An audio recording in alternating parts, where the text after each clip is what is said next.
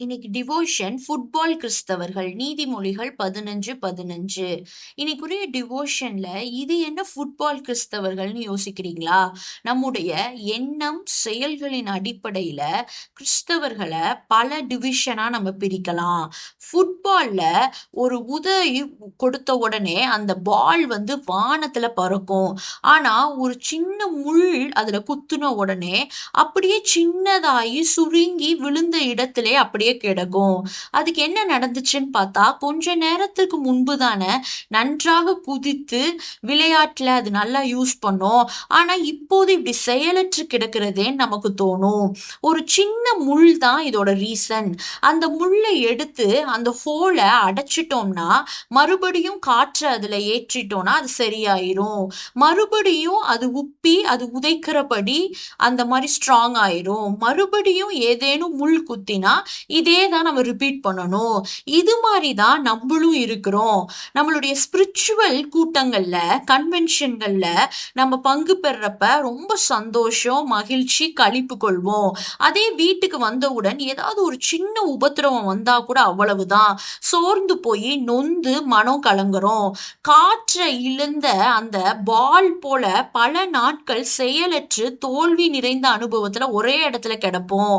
இன்னைக்கு நம்ம இந்த வசனம் எபேசியர் 6:12 வாசிச்சோம்னா இதை மீண்டும் மீண்டும் வாசிச்சு பாருங்க.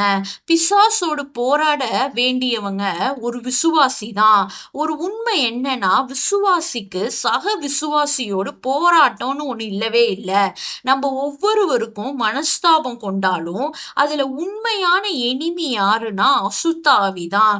பிசாச நம்ம ஓவர் கம் பண்ண தேவ பெலனை பெற்றுக்கொள்றப்ப நமக்கு எதிரியால் தோன்றின என்ன பிரச்சனையா இருந்தாலும் சரியாயிரும்.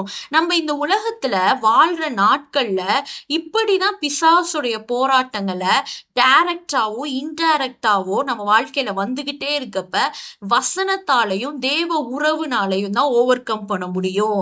ஏன்னா பிசாச ஏற்கனவே சிலுவையில வென்று வெற்றி வாகை சூடி இருக்காரு நம்ம கிறிஸ்து. நம்மோடு இருக்கனால நமக்கு எப்பயுமே ஜெயம்தான். ஆவிக்குரிய யுத்தத்துல பிசாசோடு போராடுவதற்கு ஆவிக்குரிய ஆயுதங்களை நமக்கு தந்திருக்காரு. தெய்வீக ஞானத்தோடு அத யுத்தத்துல பயன்படுத்த நம்ம பழகி கொள்றப்ப ஒரு முறை இல்லைன்னா இருமுறை நம்ம வாழ்க்கை முழுவதும் நமக்கு எப்பயுமே வெற்றி தான். ஒவ்வொரு கஷ்டத்திலும் உபத்திரவத்திலும் மகிழ்ச்சியோட நன்றியோடு கர்த்தரை நம்ம துதிக்கிற மாதிரி செய்வாரு. அவருடைய வழி உத்தமமானதுன்னு சத்தமா சொல்லி கர்த்தருக்கு ஸ்தோத்திரம் செலுத்தி மன ரம்மியமா நம்ம இருக்க கற்றுக்கொள்ளணும். இந்த மாதிரி ஃபுட்பால் கிறிஸ்தவர்களா இராம துடிப்புள்ளவர்களா வாழ ஆண்டவர் கிருபை தரணும். ஆமேன்.